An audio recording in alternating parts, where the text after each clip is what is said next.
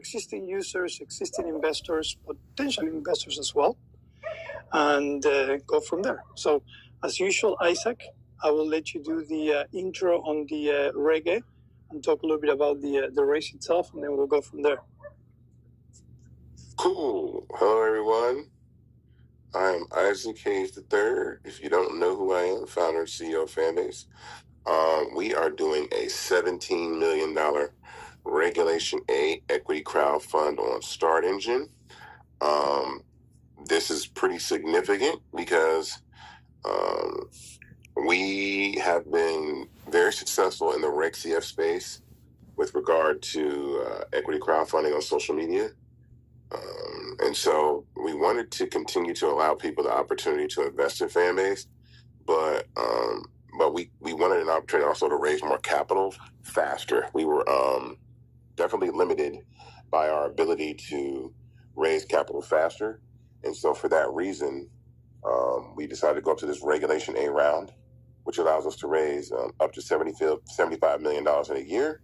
We decided to raise $17 million at a valuation of $160 million at a share price of $6.65 a share with a minimum to invest in Fanbase of $399.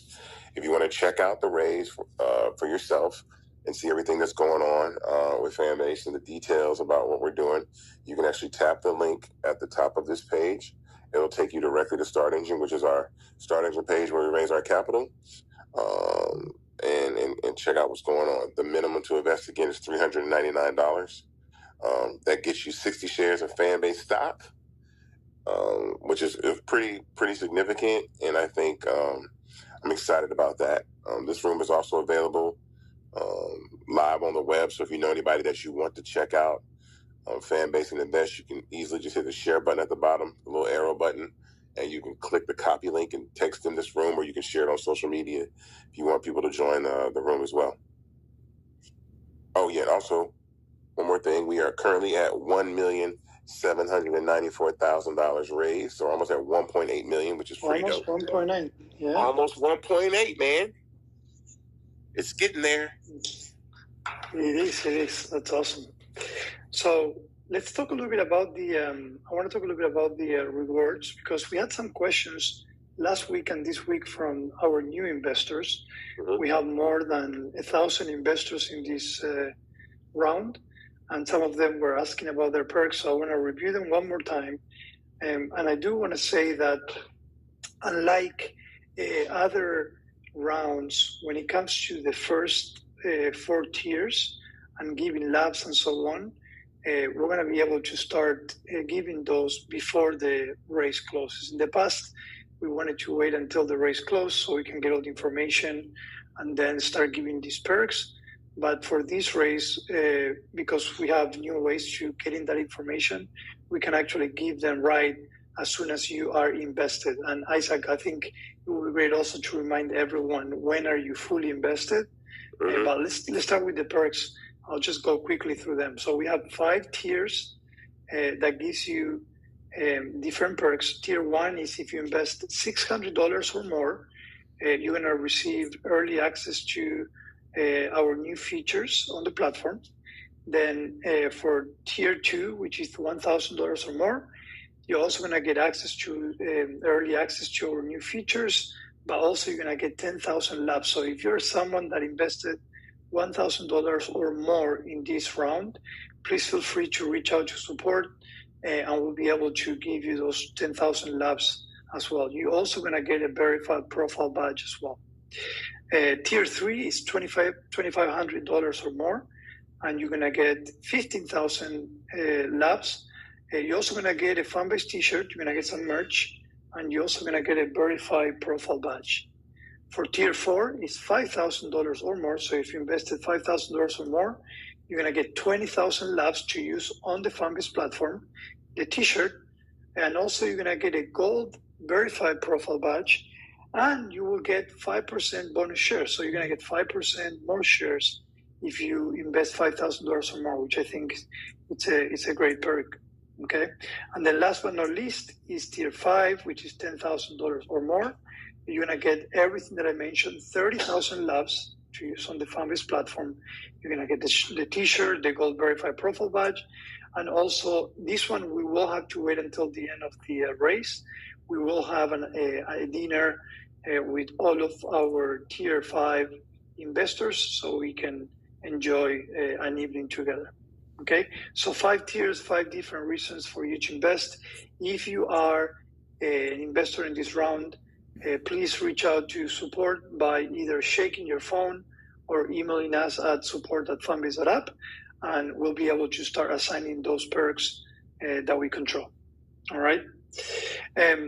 Isaac, before we go into other topics, we have some new topics to discuss this week. Can you just briefly remind everyone, when are you truly invested? Because again, we're still getting questions here and there saying, okay, how much does the process take? When am I fully invested in Fanbase? When do I actually have ownership of Fanbase? Because I know it's a process. Yeah, so the investment process is not lengthy, but it's definitely a process that is considered to be safe and secure. So what happens is when you invest in Fanbase through Start Engine, you're going to create a Start Engine account. You're going to go to startengine.com. You're going to click on Get Equity. They're going to ask you some questions about, wanting to be an investor, your name, stuff like that. And all that kind of stuff is just, it's required by the SEC and FINRA. So you kind of got to do those things just to go through that process. Once you invest in Fanbase, your money goes into escrow, which means you don't have it and we don't have it. It's kind of like a middle point, an arbitrary point that stays there while Start Engine does a background check on the investor. Sometimes people have tried to fraudulently invest in startups before. It's happened in Fanbase before. People try to put some money in and it's fraudulent. And so that money laundering background check is done to make sure that doesn't happen, that people don't wind up on the cap table investing fraudulently in the app. That process takes between 1 to 2 weeks. Once that happens, you will receive an email saying, okay, now you got to confirm your investment. Once you confirm your investment, so always pay attention to your emails, check your spam if you haven't heard anything, because you are the custodian of your shares in Fanbase. And what I mean is that we as a company can directly communicate with you after you are an investor in the company. Before you are, we can't really directly communicate with you unless we do it through updates through email, through Start Engine, and so that's one thing that I think is extremely important, because sometimes people think when you're investing in Fanbase, like you're investing in us and we have the shares and all that. When Start Engine is the custodian, is the company that houses your shares, and so your portfolio will always be available in Start Engine while we're raising these funds and continue to stay there until a different choice is made. But for the foreseeable future, we want everybody to pay attention to look on your Start Engine account and monitor your investment. So anything changes about your investment, you need to know. It'll happen there. Once that happens and you confirm your investment, your money goes into something called a disbursement queue. And disbursement queue just means it's put aside, and then when we call on funds to say, hey, we want to deposit some money into our account, whenever your money is included in those funds, in those disbursable funds, at that point is when you are invested in Fanbase. So if you think about it, it's you invest, it goes into escrow, there's a money laundering background check, you got to confirm your investment, it goes into disbursement queue, and then once the money hits our account and we ask for that disbursement, that is when you're investing in Fanbase. And so, and I like that process because it gives the investor time to change their mind. And I think that's good, because you don't want people to feel like they've been rushed or forced into investing, but it's time to decide whether or not they want to invest. And so I think that's extremely important. Definitely. I'm seeing already some really good questions that are worth answering right now. I know usually we take a pause and then we let everyone ask the questions, but if you have invested in the past and you did not receive your perks, you can still get them, okay? So I encourage you to reach out to support. Again, shake your phone on the Fanbase app or email us at support@fanbase.app and make sure you give your information. The team has a full list of all of our investors since our first round. And if you invested and you qualify for perks in the past, we'll honor that as well. So don't worry, just make sure you reach out. Obviously, in this round, like I mentioned before, still reach out as well, and we'll be able to give you the perks.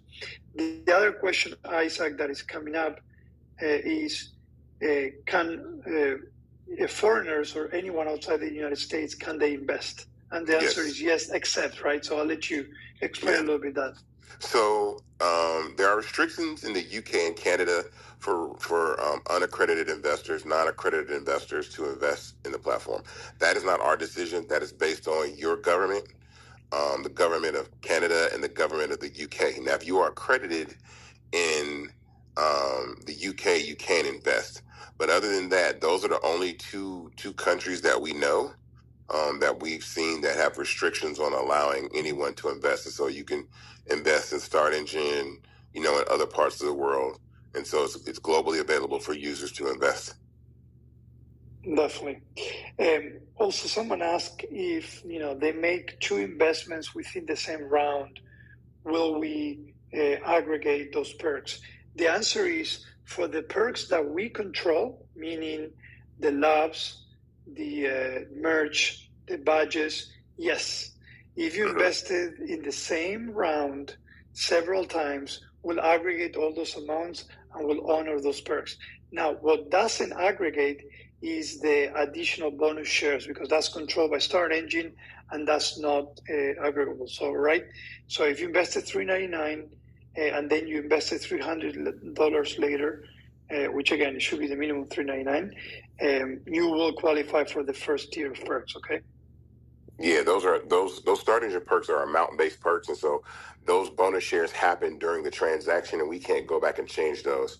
So that's why we're not able to honor those. But T-shirts, loves, verified badges, absolutely, we can do that. Early access to features on Fanbase, we can actually absolutely do all of that.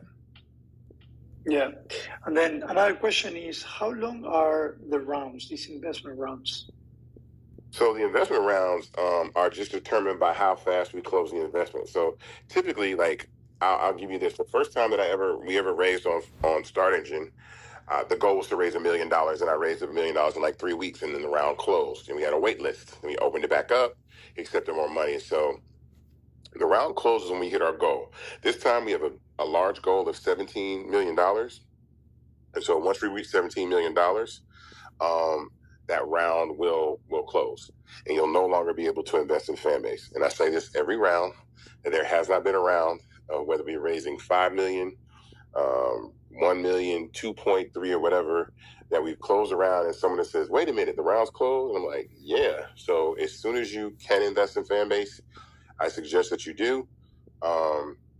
Things change from time to time, but especially if you want the opportunity to make sure that you have shares and you're invested in the current valuation of the company, and that you're locked in and on the cap table now, because our valuation has increased 4 times since we started, and so it's only going to go up. So we tell everybody, get in now, ASAP, while you can. Awesome. So Isaac, I wanna share some of the knowledge that you and I have acquired throughout this journey, because the reality is that, this is the 3rd crowdfunding round, and we've learned a lot. It's definitely a lot of information, a lot of things that you got to know. The 4th, sorry. You're right, 4th. You're right, sorry, my bad, 4th. And someone asked, how do you know if, or what's the difference between an accredited investor and a non-accredited, and how would you know?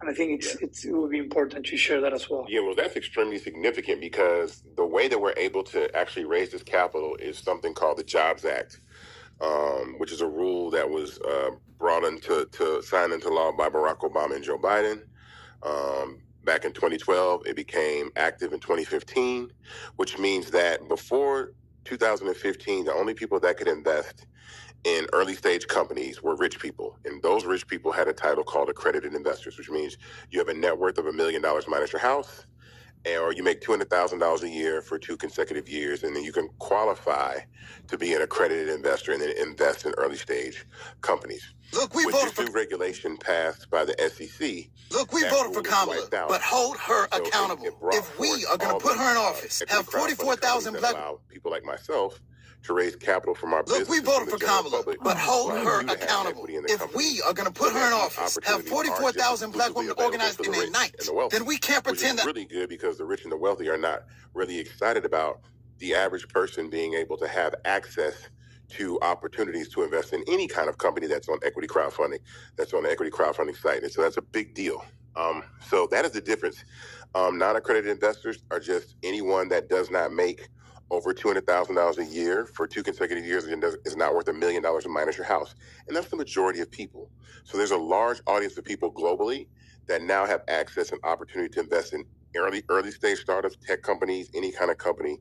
And so that's why these this new form of raising capital for businesses is exciting and intriguing. It's not a donation. This isn't Kickstarter. This isn't GoFundMe. This is actually shares and equity in the company. Definitely. Love it. Sorry, I just laughed because I saw an Elon X Musk that joined. I was like, okay, well, that would be interesting if Elon joins this other room. That's great. And I love seeing some of these questions that usually we get at the end of the conversation. But I know that, as we get new users interested in investing, these are some great questions to ask. So hopefully it's valuable for everyone to understand, how can you invest and what's the difference between credited and uncredited. Isaac, let's talk a little bit about ownership. And, I know that you talk about ownership a lot on social media, but our journey since day one, it's been all about ownership. And the decision of going into the crowdfunding journey was a decision we thought it very, thoroughly, and we decided to do it for a specific reason. So let's talk a little bit about ownership and how important it is, and for those that haven't heard it before. Well, I think ownership is extremely important because when the unique advantage or opportunity in having ownership in a social media platform is that you, the user, are the value of the platform, which means none of these social media platforms that exist right now would have value without you. So typically, a small group of individuals fund a company, and then you, the user, join the platform and increase the value of that company for the small group of investors that own it. Now, as an investor in Fanbase, you increase the value of an equity asset that you own. So the ownership part is important. Like, again, who better than to give equity than the people that actually increase the value of the company?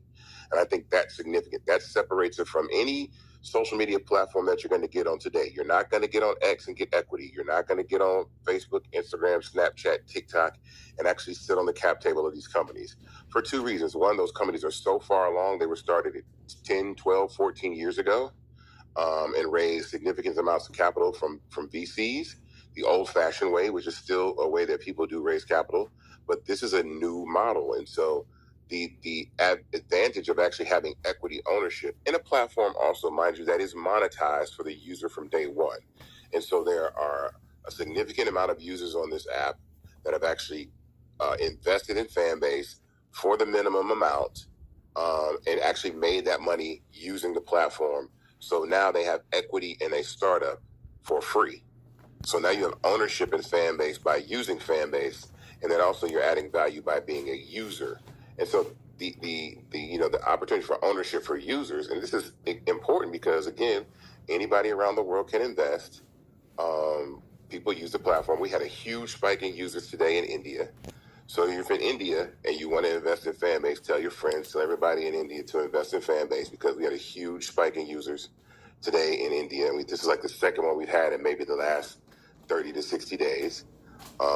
And so that's significant because you can join the platform and have equity and ownership in the platform and continue to use it. And that's significant. I think other businesses are it's fine to have equity, but you can't control the value of a jet engine company or a craft beer company, right?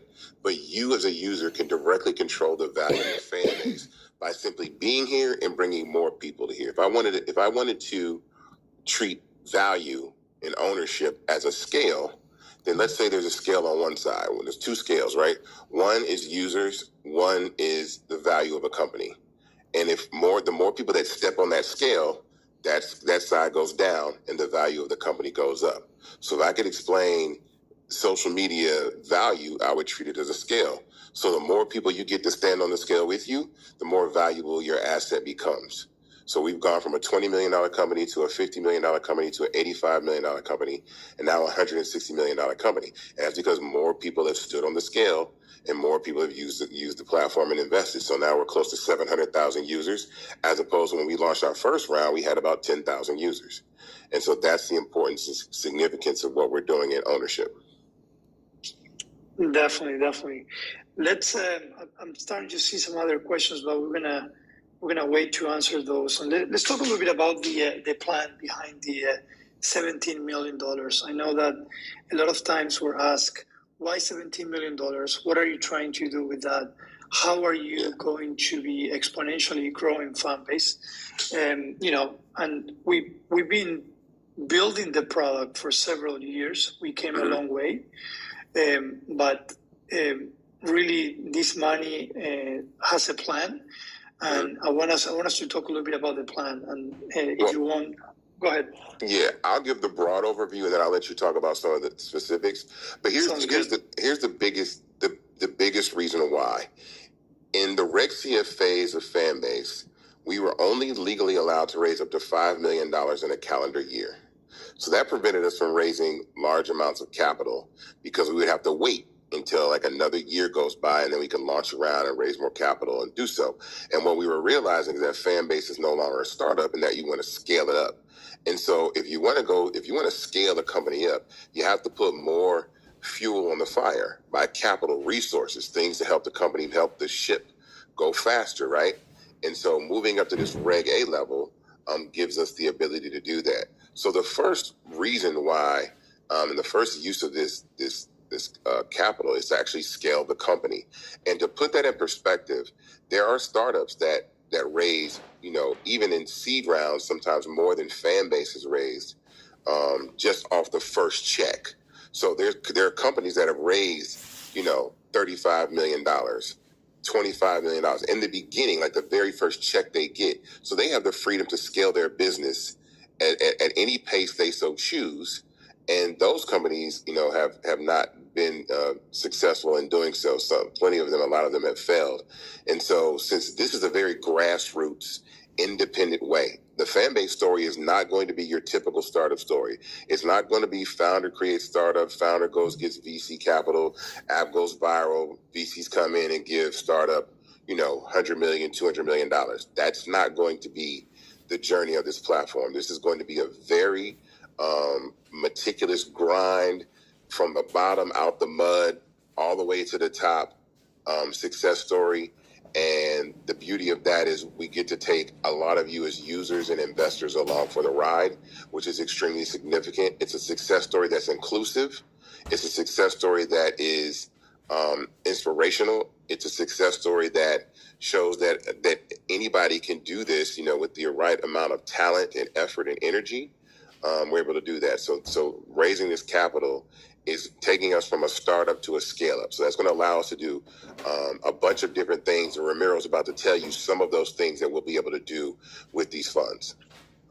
Definitely. I love that you just did that intro because it's so important. It's like, it's true. We're not your usual startup story. I love that. So let's talk a little bit about, because this might answer some of the questions that I'm seeing in the chat. By the way, one of the things I love about one of our latest increments, which is love on chat room, is that I can actually give love to great questions. Every love that you get, you're earning half a penny there. So you're making money by asking questions too, just by being here. So that tells you a lot. But let's talk a little bit about some of the efforts for this 3-year plan.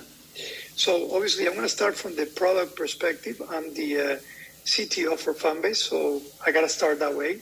We definitely want to continue evolving the product. But one of the things we want to do is we want to really start scaling up the product in a very nimble way, in the sense that we're not trying to get this money to get 1,000 engineers so we can work faster. To us, working faster doesn't necessarily mean just bringing bodies and start putting them in front of computers and start coding, but rather start improving our architecture, starting to build more automation, being smarter and being more efficient at how we bring releases. So our development cycles are 2 weeks development cycles. That means that every 2 weeks, you're going to get a new feature, you're going to get fixes, and that's constant. Excuse me.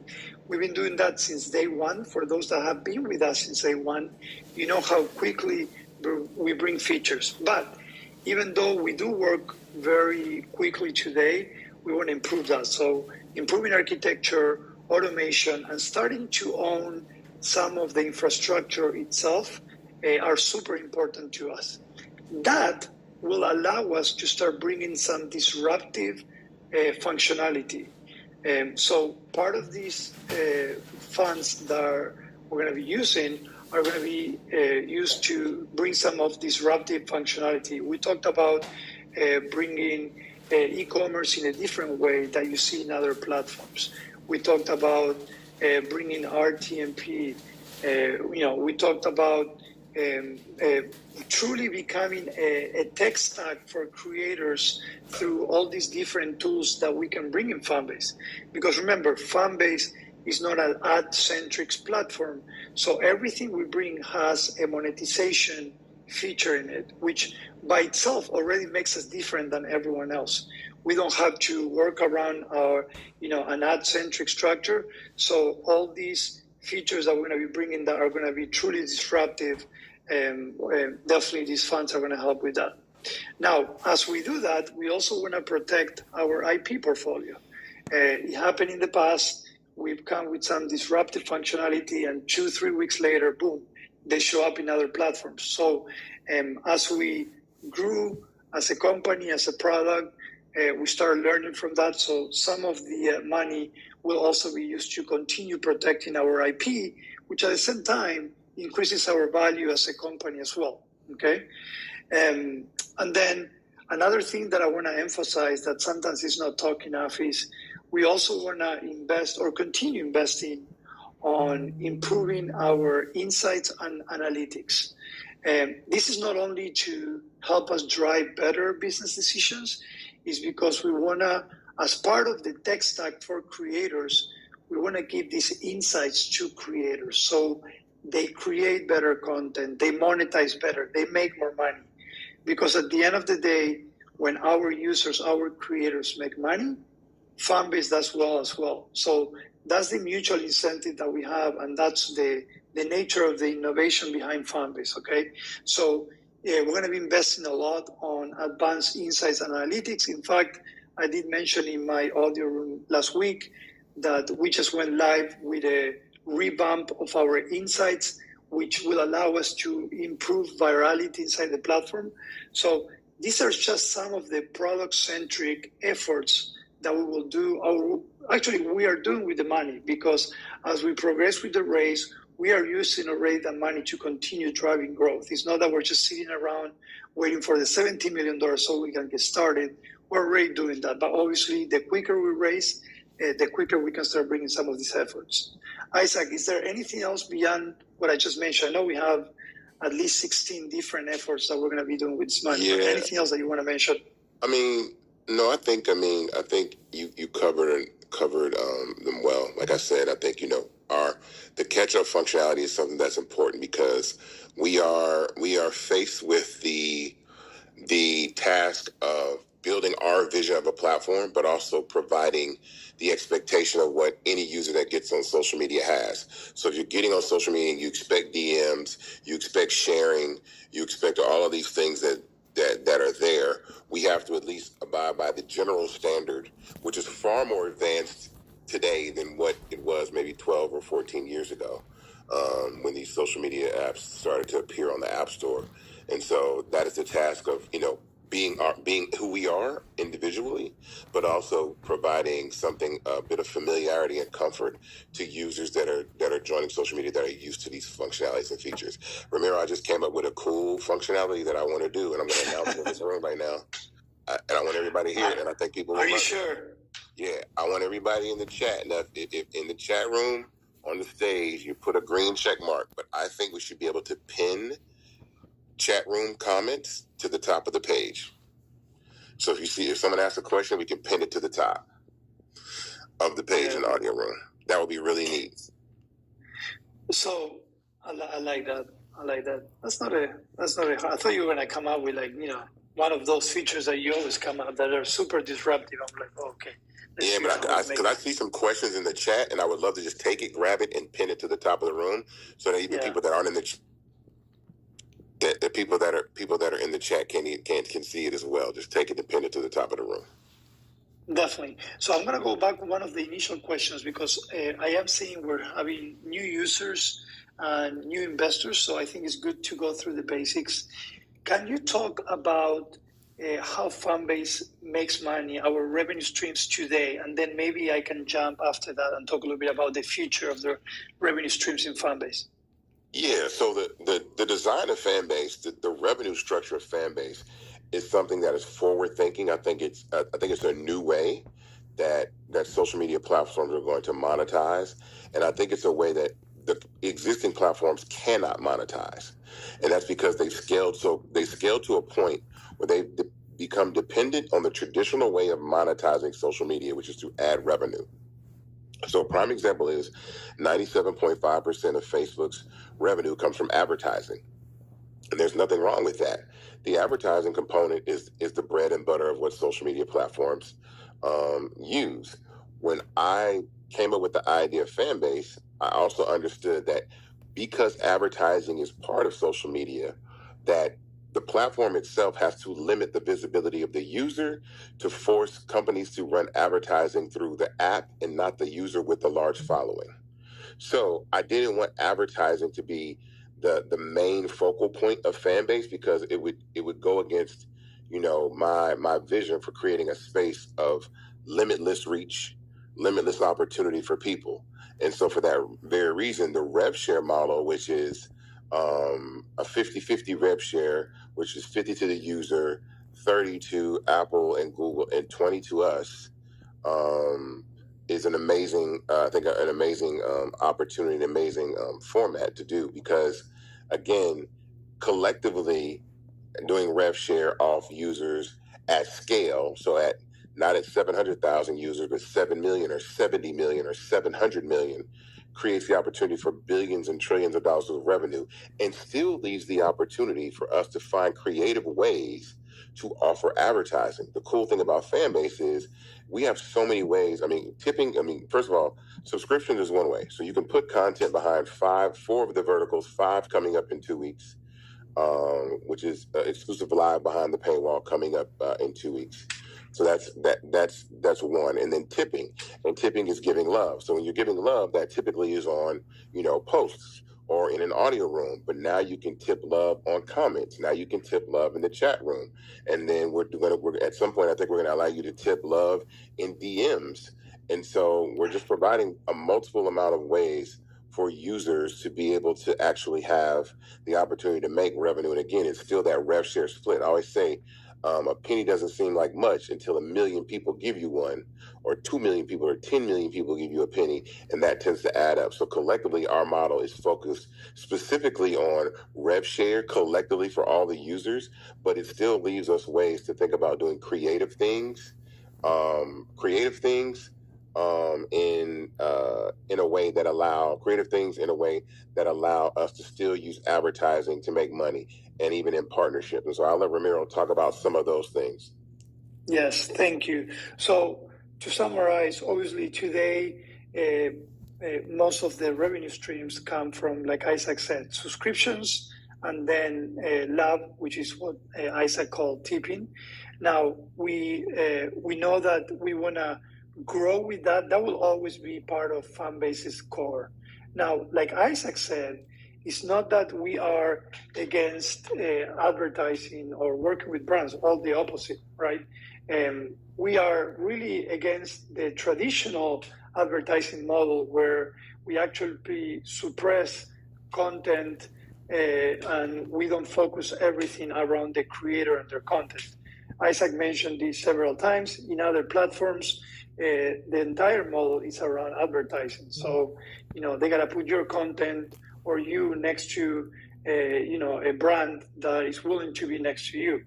That we don't want to do in Fanbase, but we definitely are starting to implement and plan new ways of doing different type of partnerships. One of them is what we call brand partnerships. We call those brand experiences.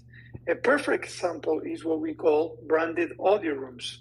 So branded audio rooms is a way to match a brand with a creator where you can actually have an audio room and you can have a brand doing a form of advertising with relevancy, meaning you have a conversation that is relevant to the brand, and you can also, Fanbase makes money, the brand makes money, the creator makes money. So branded experiences is a new way that we're going to start exploring, testing, and bringing into Fanbase. So that's going to be a new revenue stream for Fanbase as well, and for creators as well. And that's just one of the examples of the many, because like Isaac mentioned, we have 6 different content creation verticals. And imagine expanding the branded experiences to each vertical, which is a win-win to businesses, brands, Fanbase creators, and so on.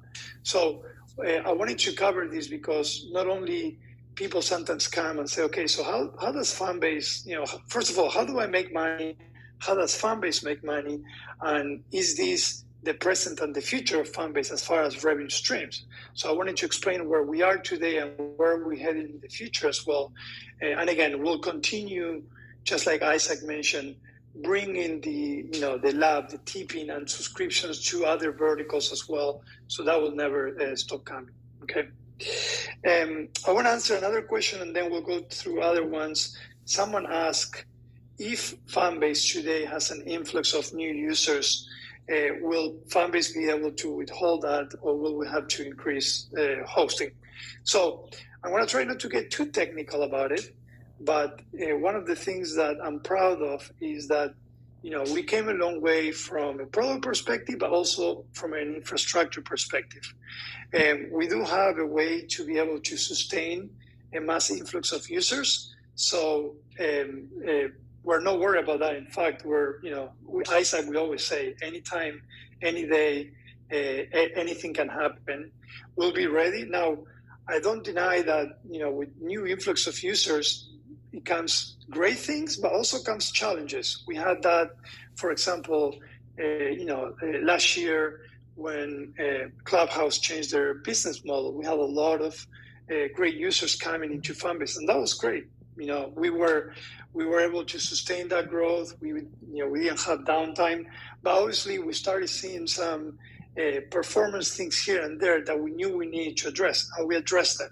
So for every influx, there's always challenges, but we always write them down, we address them, and then we're ready for the next influx as well. So as a CTO, I'm not worried. Again, anything can happen, but we know that we have a pretty scalable infrastructure that will be able to hold that. So if you want to be one of those that causes that influx, please feel free to do so. We will love that. So yeah, that's a good thing. All right. It's a good problem to have. Let's say it that way. Yeah. All right. Let's see. I'm going to go through some of those questions. We have still 15 minutes. There's a lot of great questions. I'm seeing someone that was, saying that we're having some issues, and I saw some other ones saying, if you have any issues with any of the functionalities, please, I encourage you to shake your phone. What you do by shaking your phone is you allow us to gather anonymous information that can be submitted through a ticket to our tech support team. And that saves us a lot of time. It's rather than just go back and forth and ask you questions. So that's the best way to address any issues that you might have, okay? All right. I'm going through all the questions. There's a lot. I'm glad you said that, though, because a lot of times people think just telling us that there's an issue is the best way to go about it. But with bugs and issues, they can be device specific. So that means if you're on a particular iPhone between, I don't know, 12 and 15 we're on now. And every version of the operating system that has existed between 12 and 15, in each one of those, there's a potentiality, even on Android as well, there's a potentiality for there to be a bug that we don't know exists unless you let us know, give us that anonymous information about what phone you're using, what operating system you're using, and so on and so forth. So that helps us to pinpoint, at least it gives us a starting point to where we have to recreate it. Because I myself have had issues, and say I might see a problem on the phone and I'll send it into the team, right? And then they'll hit me back and say, Isaac, we've been able to recreate that bug and we've submitted a fix for it. And so I can't just jump in, or I can't do the same thing, the same way that you guys want to do. I just want to hop in, to the development team and say, hey, this is wrong. They're like, shake your phone. It's like, shake your phone and send it in. So I'm very used to shaking my phone and sending it in when I see something on the app that isn't working right, because I know it could be device specific, but I also know it gives them the proper information for us to fix that faster. All right. So someone asked, is Fanbase publicly traded? And I'm asking this question because, Isaac, you can also use this time to explain a little bit about the difference with that. Yeah, so Fanbase is not a publicly traded company. So we are privately held, which, there's you're either public or you're private. And so typically when companies go public, they are sold for retail investment on the stock exchange and apply to go IPO. I think it's a little early for us to do that right now, especially where we are. But to address that is one of the eventualities of Fanbase, though.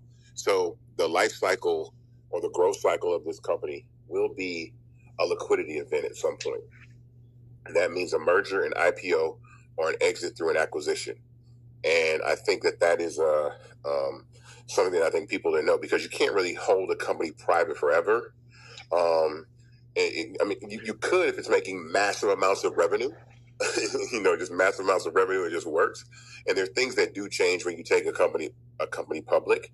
But for the investor that is involved and sits on the cap table, that liquidity event is your way of seeing a return on your investment. So people say, how do I get my money back? If I'm invested in Fanbase, how do I get my money back?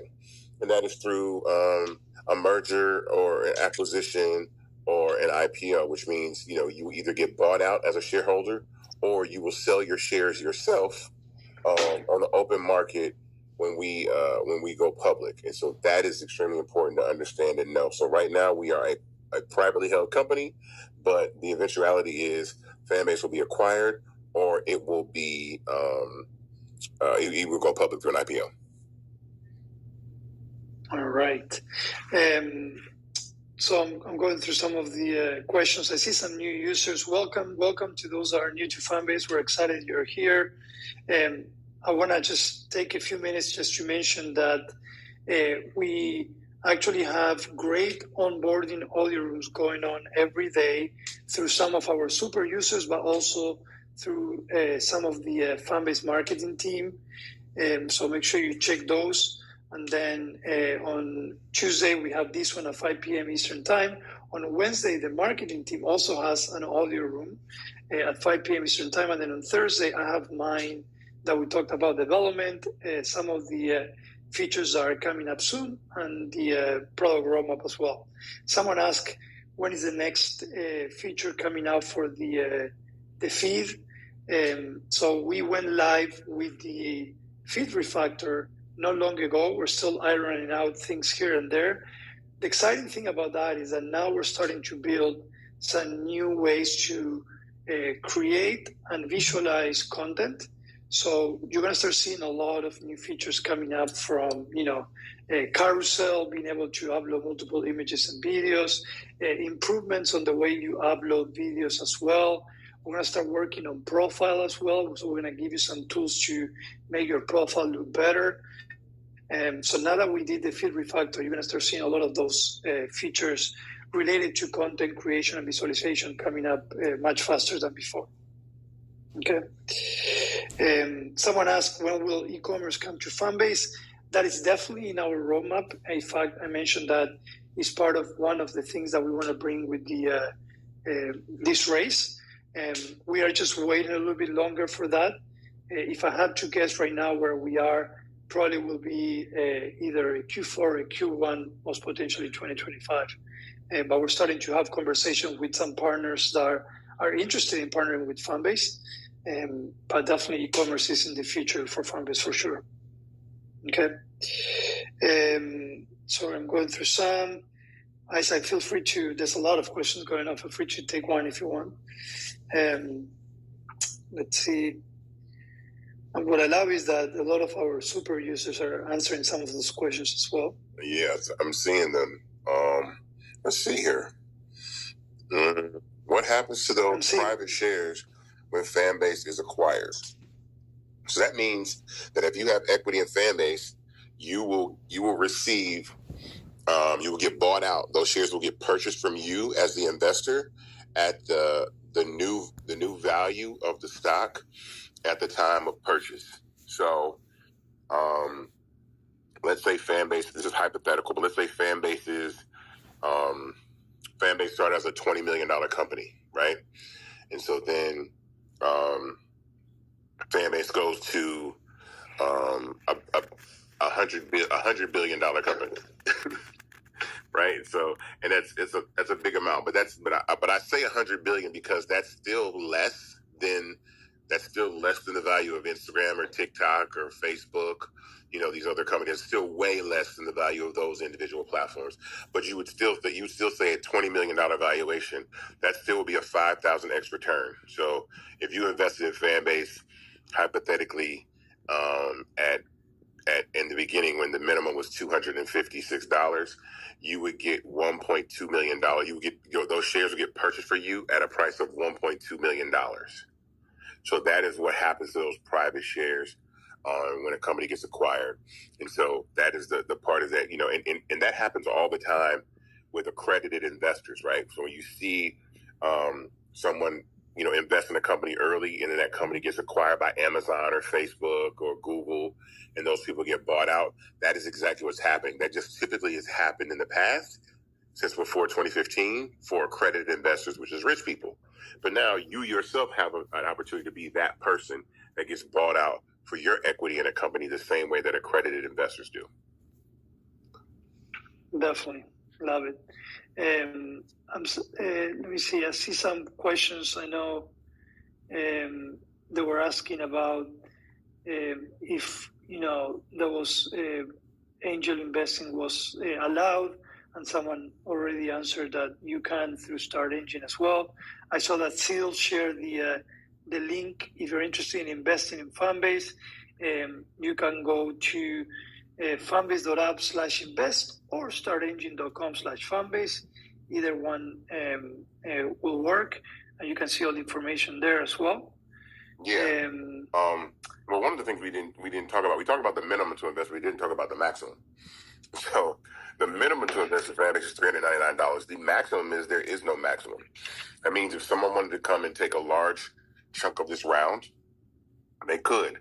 Now, for purposes of just organization on Start Engine, that maximum I think is $3.1 million or $3.5 million or something like that.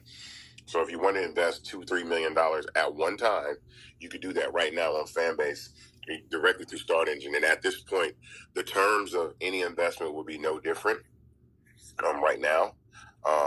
Unless, like I said, you reach out to us individually and it's a different type of situation that you guys might want to consider. But right now, directly through the app is the best way and the only way to invest in Fanbase. Definitely. All right. I'm going through some of their questions. It's been a great chat room here. Mm-hmm. Someone asked Isaac, I think it might be a good one, especially for new users. What's the best way to gain followers in Fanbase? So this is the thing that I'll say. If you're in this room right now, and this is just two things, the best way to gain a following on Fanbase is to become a present person on the platform. The two ways that you become present is one, migrating your content from either Instagram or TikTok, because we have a content migrator, which is something we filed a patent for. So you can right now migrate your content from Instagram or TikTok up to 1,000 posts over to Fanbase. What that does is the people that are in the room right now that just have the little gray F on their profile. And you might have added one on the main profile, but you also have a profile picture and audio. So even though you've added a picture on your profile page, you have the option and the flexibility to change an audio, because sometimes audio can be expressive. You want to add different things. You want to change your profile picture. People play games. They try to be funny, all kinds of things. So for everybody that has a gray F on their profile picture, and I see at least 12 or so people in the room right now, people don't know if you're a bot, if you're a fake account, if you're, they don't know who you are. So to be present and be seen, I would say add a profile picture to your page, and then also add content, because an empty profile with no profile picture just looks like a bot. I mean, that's the telltale sign of what trolls and bots look like on social media, is a page with no posts, no picture, no real personality or identity or soul. And so give your page some soul, give your page some identity, give your page some content, some personality. The social media is about expression.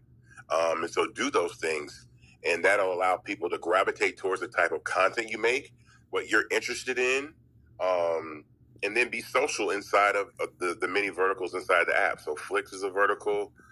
You can be vocal and visual inside of audio. So if you're an audio person, I don't think anybody just wants to talk to a gray F. They want to see your face. They want to see, they want to hear your voice. And so I would definitely add profile pictures, and then migrate content. And that's the best way, because once people see you, then they have an opportunity to really gauge what type of content you're into, what your interests are, the type of individual you are, and then that helps people gravitate towards you as a user. Definitely. And also emphasize that, when you create content, the more engaging the content is, also gives you more visibility, and by getting more visibility also allows you to connect different with the rest of the community. Yeah, let me say this, because this is extremely important. And I know that Twitter or X is a thing where people like to express themselves through text. And I am a big proponent of that, and I do that sometimes myself. But what tends to happen on social media is that people sometimes they post more text, so it'll be like, memes and images and stuff like that. And so that is video has become the primary form of content on social media, and audio is coming up behind it. People want to see, even if it's a photo, they want to see a photo, not an image. And so what typically happens is, if you're posting images with a lot of text in them, the algorithm is going to assume one or two things. First of all, it's going to read what the message is in that text. And a lot of times when people are trying to promote things or stuff like that, it looks like an ad. And also it makes the feed look cluttered. People want to see vivid video content. They want to see great images. They want to see great videos. They want to see vibrant things with not a lot of text, not a lot of promotion. And again, the best ways that you can promote on Fanbase are in audio rooms, pinning links to the top of your room in audio, and then using the link in your profile, right? The link in your bio to be able to do that. And that's a way to promote. So even if you are promoting a business, make a piece of content that's vivid and visual, and then tell people to. But a bunch of images that are just, memes and quotes and stuff like that are not going to get shown very well, or not going to get. Now your following will always see them. One of those things that I say, but it's not going to be something that winds up in recommendations. It's not going to be something that winds up in the Explore page, because we want people to just see vivid visual content. So there is no content suppression, but you also want content elevation. You want a boost in your content. So we want to take people beyond their normal following. And the only way to do that is to add really great content to the platform. So we have a few minutes left. I want, in less than a minute, for you to share how the concept of the content creator has changed. And then we'll finish up with a reminder of how people can invest and can help Fanbase grow. But let's just share with everyone, what does it mean to be a content creator, especially inside Fanbase? Well, so content creator, the phrase content creator is something that I think maybe about 6 or 7 years ago came about for those creators that were seeking to get paid through brand deals and partnerships. They amassed an enormous following on social media. And so they became people that made content to create views, that became something that brands and partners wanted to align with to generate revenue. What I believe is that every single person that contributes to the ecosystem of social media is a content creator. No matter how vivid or amazing the content is, or if you are commenting or sharing or aggregating content. And so you are a content creator. So anybody that has said anything in this chat today, you created content. You created something that people can engage with. They can tip it. They can respond to it. So you are furthering the user engagement on Fanbase. And so the definition of a content creator has gone from those people that make really niche content to get brand deals to every single person that is on social media. That's why we wanted to put monetization attached to every vertical and every functionality, because you are creating content when you're the one that says the funniest thing on the post, the one comment that everybody's laughing at, that people want to share that post, or they want to like that post or comment on that post and continue the conversation. You are a content creator yourself. You're making sub content off main content. And so that is a definition, in my opinion, of the new content creator, which is every single user, because ads are running in between all this. On the other platforms, there's advertising running in between all the content that you put your posts on, your comments on, your videos in the feed. So we are all content creators, whether we know it or not. And so I wanted to make sure that people understood the value that their content has, because you yourself might not think that that video that you shot on your phone is worth any money, but people have the right to decide democratically that, yes, your content has value. As a matter of fact, I want to give you money for this content because I like it so much and I appreciate you entertaining me, or I appreciate you brought a smile to my face, or I appreciate you contributed to the ecosystem and the conversation, or I want to subscribe to you. And so that is the new wave and the new version of what a content creator is. Definitely. Love that. All right. So I know we're past the hour, but let's summarize a little bit of why we're here. This is our Tuesday town halls. We do this every Tuesday at 5 p.m. Eastern time. And it's a space for us to share where we are with the race. We're raising $17 million in Regulation A, Reg A crowdfunding race. And we are obviously wanting to share as well where we are with Fanbase, where we're heading with Fanbase as well. And we're going to be doing this every Tuesday. We also have some amazing audio rooms going on the rest of the week that I encourage everyone to join. And with that said, Isaac, I will let you do the closing. From my side, I just want to say thank you so much for our existing investors that are allowing us to be here and do what we love to do every day. And obviously for our new users, I welcome you and I encourage you to reach out, ask questions, shake your phone, because at the end of the day, you guys are the ones that allow us to get better every day. So with that said, Isaac, all yours. Yeah, well, first I want to say shout out to the new users that actually added a profile picture to their page. And I can tell it's changed drastically. About half the people that were in this room that had the gray F have added a profile picture.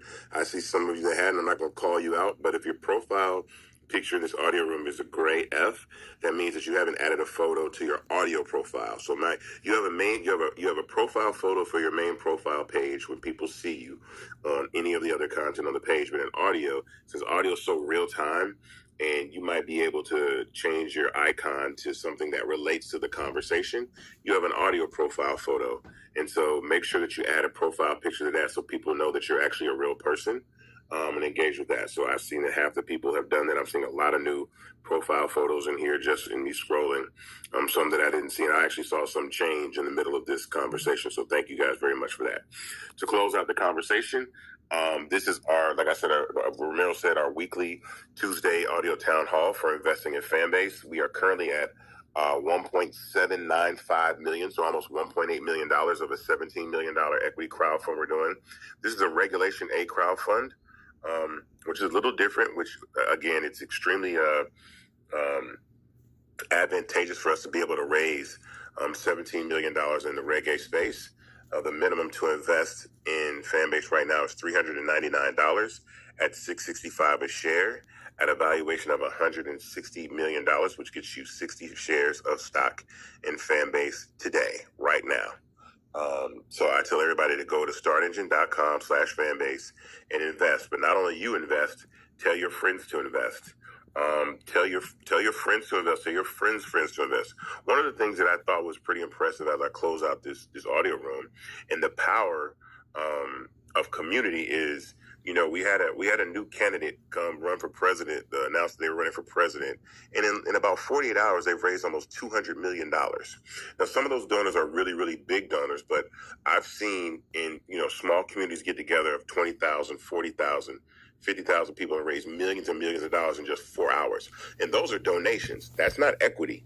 So nothing against contributing to a political campaign, but again, there's an opportunity for you also to invest and have equity. So again, as people, if you're visibly seeing the ability for people to actually come together and move the needle economically, monetarily in ways. And so I want to use the opportunity for raises like this. And it actually gave me an idea, Ramiro, that I'm going to talk to you about from what I've seen the last couple of days, but be able to do something pretty similar. So what I tell people is go to startengine.com/fanbase, share this room with a bunch of your friends, tell them to invest. The minimum, like I said, is $3.99. You can invest more, but get equity and then join the community and then tell more people about the community. We aren't going to stop. I keep telling people, like, if you don't know by now, Ramiro is very, very good at managing capital, and I come up with some pretty good ideas, and the development team is badass at building them. So we're going to keep going. So I think, and one of the things that I can say, and one of my friends told me, which I truly believe, is that once you start to build real community, it doesn't stop. It's going to only grow.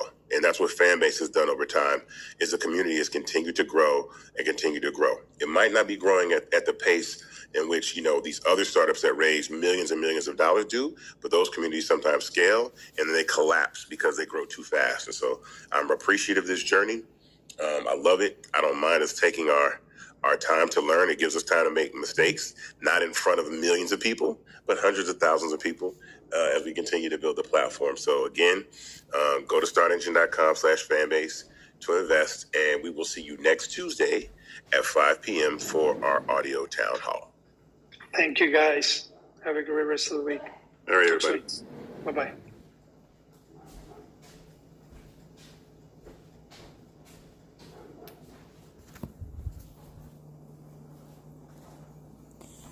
Thanks for listening and watching. Bye for now.